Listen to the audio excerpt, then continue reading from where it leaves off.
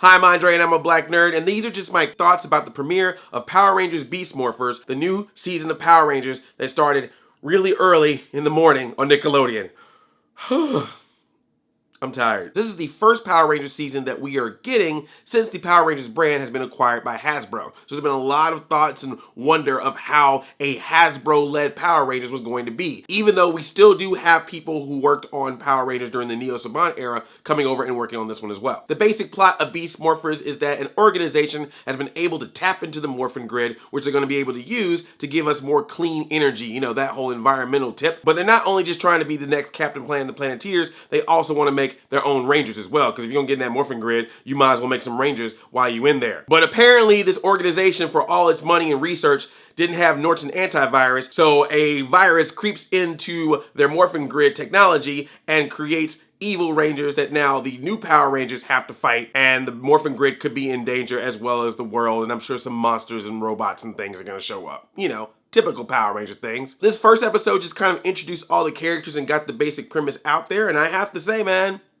good job. You can definitely feel that whether it's Hasbro or maybe some people that have already worked on the show in the past, maybe their grips have been loosened a little bit in the story writing or the action department. Maybe a budget or two has changed around so they can try some stuff that maybe they wanted to do in the past and now they can do. Whatever the reason, you can feel that there's a little bit of renewed energy. It's like they tapped into the Morphin Grid and got that energy for themselves to work on this thing. It still plays to the demographic, but if you're older, you can still understand the stakes of the relationships. There's some good relationship stuff in here. We got a mayor who's a dad and his son who he wants his son to be better in life and do bigger things, but his son's kind of like, you know, hey, I do what I want. But then because of various events, he now is a Power Ranger and is probably gonna have to learn how to be more responsible throughout the course of the season. At least that's what we hope. Devin, new black leader of the Power Rangers.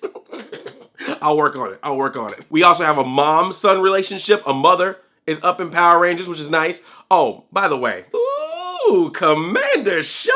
Hello, nurse. You know what I'm saying? I'm just, you know. Let's just say it was nice to wake up at 8 in the morning.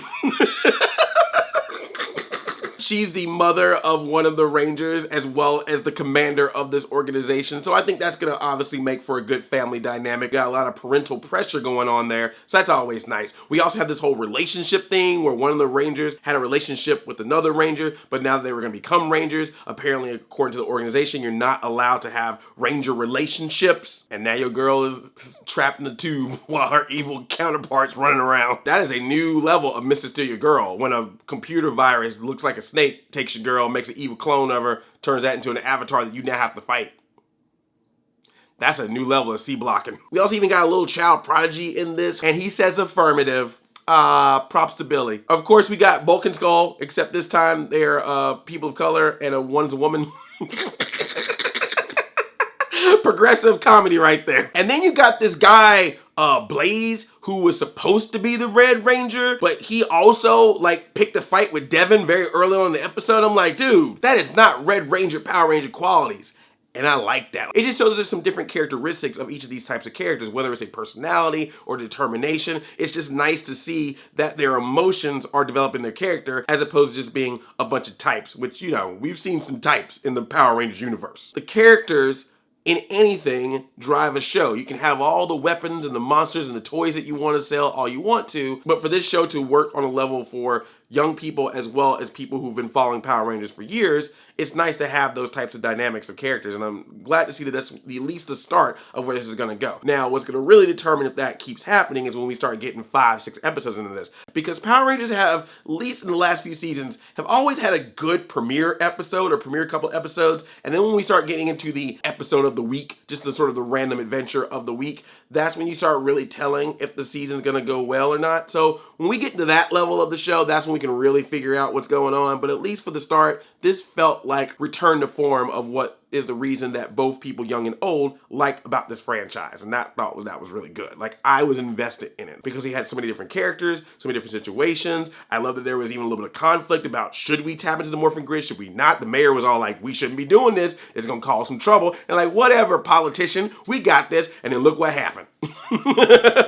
Black man knew what he was talking about. Also, I know it's weird to say this about Power Rangers, a show that has a lot of fighting in it, but I really like the fighting in it. The choreography was actually pretty good in this, and because this is the first episode, they didn't become Power Rangers till obviously towards the end of the episode, so we got to see a lot of civilian fights. There's this one time where two of the Rangers do like a kick at the same time against the bad guy, and I thought that was really awesome. So I'm hoping that's something that continues throughout the course of the season. Now that they're officially Power Rangers, I hope that doesn't mean that we lose those opportunities to have those out-of-suit fights. I also like that since their powers are based on animals, because they're beast morphers, which still sounds close to Transformers. I see what you're doing, Hasbro. Beast morphers, Rangers in disguise. It's neat that they can use those animal abilities as part of their powers. So the Red Ranger has the speed of a cheetah. The Yellow Ranger has the jumping skills of a jackrabbit. The Blue Ranger has the strength of a gorilla.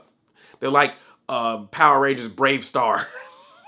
Does anyone remember Brave Star? Brave Star, eyes of a hawk, ears of a wolf, strength of a bear, speed of a puma. Also, we got the nice shot of them in suit but without their helmets on. I always like that. I always think that's a cool thing when you get to see that happening. Some of the music feels like some of the older style music from some of the past seasons, so I hope they mix it up a little bit, but it's not the same. There's definitely some different musical cues, but I just hope that it kind of keeps playing in that realm, or that they sometimes feel comfortable showing scenes that don't have any music in the background. You know, you're cool with that too. I'm really intrigued to see how this goes. I just think the setting of it, the type of characters that we're playing with Devin and Ravi and Zoe and Roxy and Blaze and Nate and Commander Shaw.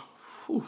Commander Shaw! For me, that's always a good telling of a good season of Power Rangers, when you can get invested in both the story as well as the characters. So I hope that continues.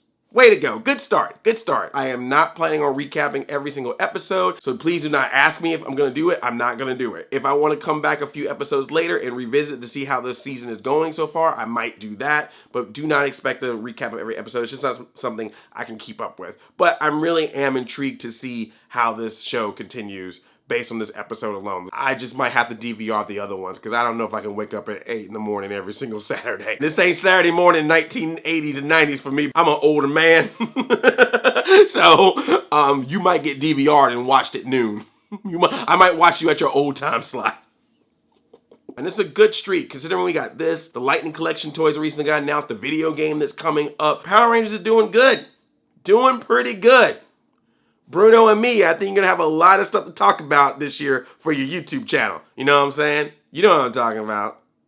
It ain't dead, baby. If you are new here, or if you've been here before but just haven't already, tickle that subscribe button and make sure you also ring that notification so you can be part of my squad by the bell. I also stream live on twitch.tv, so make sure you follow me there as well. I love you like a play cousin. I'm Audi 5000. May the power protect you.